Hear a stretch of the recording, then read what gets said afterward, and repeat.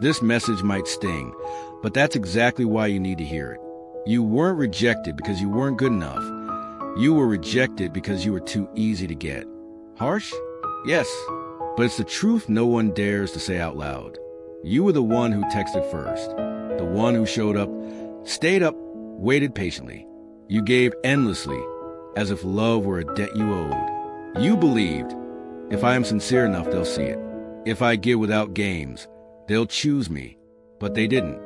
They disappeared. Or worse, they only came back when they needed something. Then you started questioning yourself. What did I do wrong? Is being kind a flaw? No, you weren't wrong. You were just playing a game you didn't know had rules. And in this game, the one who wears their heart on their sleeve first often bleeds alone. But ask yourself, if they left, yet your soul still aches, what exactly are they still holding hostage?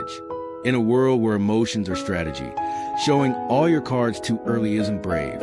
It's dangerous. It's not vulnerability. It's self-betrayal. This isn't for men who want to beg for love. It's not for those looking for fake tactics or charm masks. This is something deeper, a blueprint for awakening, a dismantling of everything you've been taught about attraction, power, and self-worth, so you can finally return to the still, unshakable center of who you are. Through the lens of Machiavelli, we'll expose the truths that self-help books won't touch, that society avoids, that morality sugarcoats. Because the real truth is this: power isn't found in being loved. It's found in no longer needing to be loved to feel valuable. If you've ever been the one who gave more, who loved deeper, who stayed longer than you should have, then this isn't just another video. It's the mirror you've spent years avoiding, the wake-up call your soul has been whispering for. Because in a world that feeds on mystery, the open-hearted become forgotten. Part 1, the hidden pain. There's a kind of pain that doesn't scream. It doesn't leave bruises. It doesn't make headlines. But it lives quietly just beneath the surface. It's the kind of pain you carry when you've done everything right and still weren't chosen. When you gave your time, your effort, your loyalty, your full open heart, and it still wasn't enough. Not even close. You weren't angry at first. You were confused. So you made excuses for them and for yourself. Maybe I came on too strong. Maybe they're just not ready. Maybe if I just give it more time. But what you really meant was, maybe they'll finally see me. But they didn't. They saw your kindness as weakness, your availability as desperation, your attention as something to take, not something to earn. And the worst part, you started to believe them. So you began shrinking yourself. You taught your heart to whisper instead of roar. You dimmed the parts of you that once lit up like fire, not because it felt right, but because it felt like survival. Let me ask you something. If someone looked directly at your soul and still turned away, what does that do to a man? This is a silent agony no one talks about. The ache of being emotionally naked in front of someone, only to realize they never even looked at you. Not really. They saw your effort, but not your essence. They saw someone easy to have, but not someone hard to forget. And deep down, that realization cuts deeper than any breakup ever could, because it makes you question your worth, not just in love, but in life. You start to wonder if love is even real, or just a transaction dressed in sweet language and polite indifference. But here's the truth most people will never admit. You weren't rejected because you loved too much. You were rejected because you made it too easy for someone who hadn't earned any of it. And now, every time you meet someone new, there's a hesitation, a wall, a quiet voice that whispers. If they see the real me, they'll leave too. So you become colder, not because you want to, but because being seen started to feel like being wounded. You're not broken. You're not too emotional. You're not too much. You're just exhausted. Exhausted from handing your heart to people who never planned to hold it. And that pain, that exhaustion is not the end. It's the cocoon, the moment before transformation. Because buried beneath that ache is something sacred, something powerful. It's the moment you stop chasing their validation and start reclaiming your own value. But to do that, you have to understand what's really happening beneath the surface. Because this isn't random. This isn't just bad luck.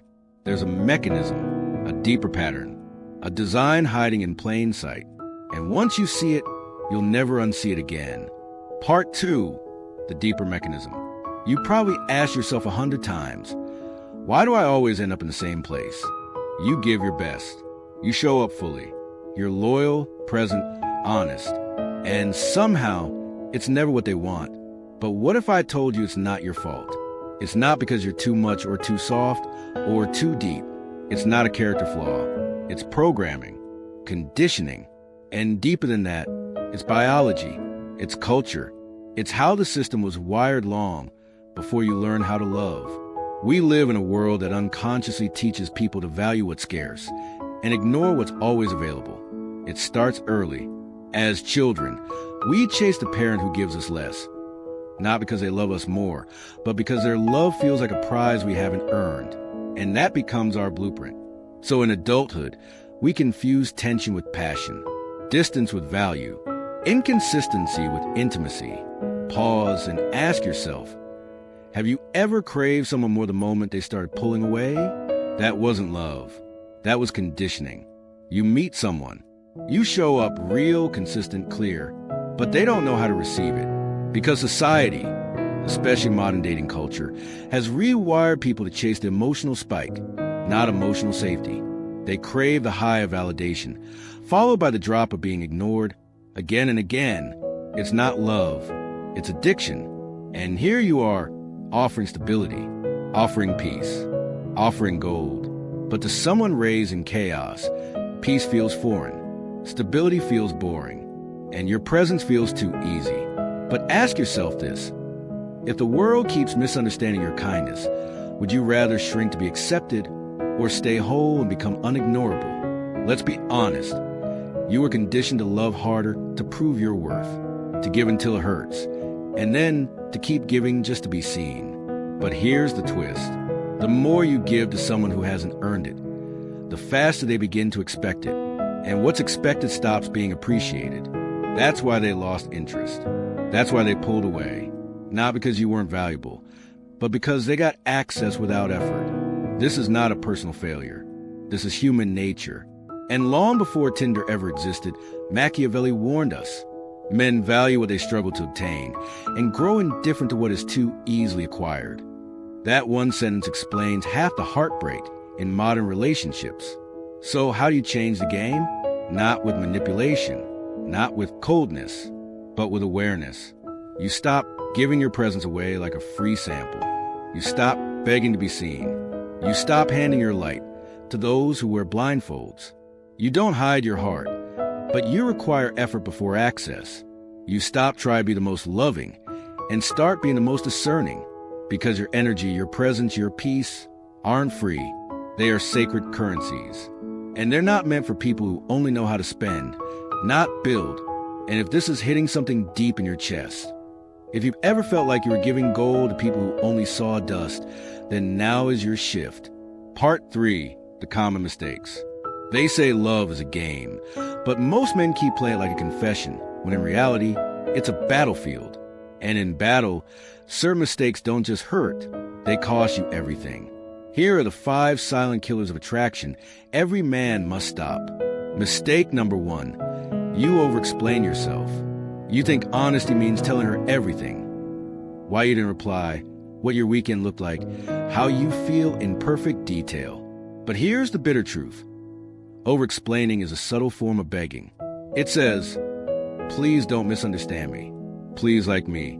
Please stay. Machiavelli would laugh at this. The wise man does not explain. He acts and lets others interpret. Silence, when used well, is more seductive than 1,000 justifications. Ask yourself, are you sharing, or are you seeking permission to exist? Mistake number 2, you respond too quickly. You hear the ping, you drop everything, and suddenly you're available again immediately. She texts at 11:37 p.m. You reply at 11:38 p.m. You call it being attentive. She reads it as emotional hunger. Men who respond instantly signal that they have nothing else demanding their time. In a world of distractions, attention is currency, and when it comes too easily, it becomes worthless. So the next time your phone vibrates, pause, breathe, make her wonder. Mistake number 3, you compliment without tension. You're so beautiful. You're amazing. You're everything I've ever wanted. Words like honey, dripping sweet predictably. But here's the twist. Compliments without contrast are invisible. It's not the praise that ignites desire. It's the restraint behind it. It's when a confident man says less, but means more. Try this instead. You look dangerous tonight. Say it with a smirk. Let her feel the edge. Because where there's no tension, there's no spark. Mistake number 4. You reveal your intentions too soon. You're excited. You tell her you want something real. You lay your heart bare by the second coffee. But connection is not built on declarations. Women don't fall for announcements. They fall for discovery. Machiavelli's law: never reveal your entire plan. Leave them uncertain. Let them wonder. When you tell her everything up front, you rob her curiosity, and with it, attraction. So stop announcing. Start unfolding. Mistake number 5. You prioritize her over your mission. This is the most fatal one. You skip the gym. You reschedule your work. You cancel plans with friends just to see her. You think you're being romantic. She sees a man with no spine. A man who sacrifices his mission will never be trusted with hers. And women intuitively know this. She may smile at first, enjoy the attention, but slowly she will lose respect. Your purpose is your backbone. Your schedule is sacred. Your time is not a donation. So protect it or lose everything that matters. These are the 5 traps. Not because you're weak, but because you were never taught otherwise. But now you know. Now you see the battlefield. And if this part cut deep, good. That sting you feel, that's clarity. That's growth. Part 4, the foundational philosophy. You've seen the patterns. You've felt the pain. But without a philosophy, you're just reacting, grasping, guessing. That's why most men fall apart after heartbreak. They were never taught how to think, only how to hope. But hope isn't a strategy. Machiavelli understood this centuries ago. He watched kings fall, not from weakness, but from emotional blindness. They mistook loyalty for love, forgiveness for strategy, sincerity for strength. They thought being good was enough, and they lost everything. He wrote, not for romantics, but for those who sought to understand power. Power not just in war, but in emotion, in presence, in influence, in love. Men are driven by 2 things, he said, fear and desire. And if you don't know how to command either, you'll be trapped by both. In today's world, that trap shows up like this. You fall for her beauty. You project meaning into her silence. You take her mixed signals as mystery. And instead of observing, you start interpreting. Instead of leading, you react. Every emotion becomes a leash. Every hope, a rope you tie around your own neck. Let me be blunt. What if everything you thought was love was actually emotional submission? Machiavelli would say, a ruler who depends on the love of his people will be overthrown the moment that love fades. Now replace people with her. Do you see the danger? Love without strategy is slavery with perfume. This is not cynicism. It's clarity. He didn't teach men to be cold. He taught them to see clearly through the fog of desire. Because the man who sees clearly can never be controlled. You want real connection? You want love that lasts? Then you must become sovereign first. A sovereign doesn't chase validation. He doesn't fear rejection. He doesn't try to impress. Why? Because he knows that attraction isn't based on how much you care. It's based on how grounded you are in your own value. Let me repeat that. Women don't fall for the most caring man. They fall for the man who doesn't need to be cared for, because he cares for himself. That's what Machiavellian attraction is. It's not manipulation. It's magnetism born from clarity, control, restraint. It's the realization that you don't need to be loved to know you are worth loving. And once you embody that, you stop playing emotional games. You stop being baited. You stop falling for potential. You stand still and watch the world orbit around you. This is the moment your power begins. When you stop trying to earn someone's heart and start building a world so magnetic, they ask to be part of it. From this place, everything changes. Part 5, the shift in mindset. The man you've been is not broken. He's not weak. He's just operating on outdated instructions. He was raised to believe that effort equals affection, that if you just show up enough, stay loyal enough, give enough, eventually love will reward you. But the modern world doesn't work like that, and neither does attraction. You thought, if I care deeply, they'll care back. But what actually happened? They pulled away, not because you lack value, but because your value was never presented with boundaries. Let's be real. You could have been the perfect man, but if you gave away that perfection too early, you robbed it of meaning. So now, the question isn't, how do I make them see my worth? It's, how do I become a man who never has to prove it? That's the shift, and it begins in your mindset. Mindset number 1, from pleasing to positioning. Instead of obsessing over whether she likes you, start building a life that makes her wonder how she fits into it. Take the athlete training alone in a quiet gym at 6 a.m., the writer pouring words onto the page long after everyone sleeps, the man learning a new language because one day he'll use it abroad. None of them are trying to impress. Their positioning is their gravitational pull. Machiavellian would say, "He who holds his ground makes others move." The point isn't arrogance. It's orientation. Stop orbiting. Start becoming the sun. Mindset number 2, from emotion to observation. Remember the last time you sent that long paragraph? The midnight text? The apology? The "I just want to talk" message? Now pause.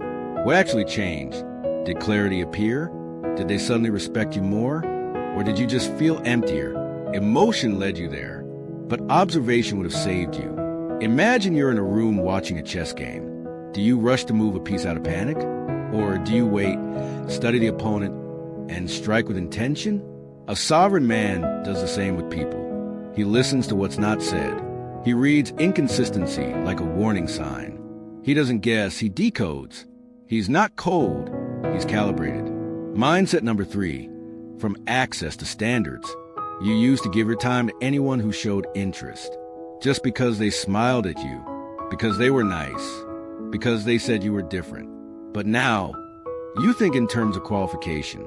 Just like a king doesn't let every traveler into the throne room, you don't hand your energy to every pretty face. You've stopped using chemistry as a compass. Now, you look for alignment in values, behavior, and effort. Example, she cancels plans last minute. Twice. Old you, it's okay, she's busy. Let me reschedule. New you, if she can't respect time, she can't share mine. This is an ego. It's standards. The shift is subtle but seismic. You don't text to check in, you text with purpose. You don't compliment to win favor. You compliment to reflect reality with restraint. You no longer give second chances to red flags wrapped in beauty. You see patterns faster. You walk away earlier. This is not bitterness. This is emotional intelligence. Because every time you gave your heart to someone who didn't earn it, you trained yourself to expect disappointment. But now you're retraining, rewiring. You don't avoid love. You refine your gateway to it. And here's the paradox. The moment you stop trying to be loved is the moment people start loving you for real. Because love doesn't come from sacrifice. It comes from self-sovereignty. Let this sink in. If I respected myself as much as I admire her, what would I no longer tolerate? That single question is nuclear. It melts people-pleasing. It shatters emotional dependency. It ends years of confusion masquerading as connection. Because now, you no longer overgive. You no longer overshare. You no longer overstay. You observe first. You choose deliberately. You remain whole. This isn't about becoming colder. It's about becoming wiser about where warmth belongs. You're not heartless. You're heart-trained. And in that discipline, you discover your unshakable self. Part 6, Real-World Application. You understand the philosophy. You've shifted your mindset. But if it stays in your head, it fades. Knowledge without embodiment is a promise you break to yourself. Now is the time to make it real, not through talking, but through how you walk, how you reply, how you live, and how you stay silent. 1. He controls the frame, always. Your schedule is the first sign of power. The average guy jumps at every ping. He explains delays. He feels guilty for saying no. The sovereign man, he doesn't react. He decides. A real-life example. She texts, "Want to hang tonight at 8 p.m.? You're reading or planning your next project. You see the message. Smile, then finish your focus. The next morning you respond. Was deep in a deadline. Let's look at the weekend.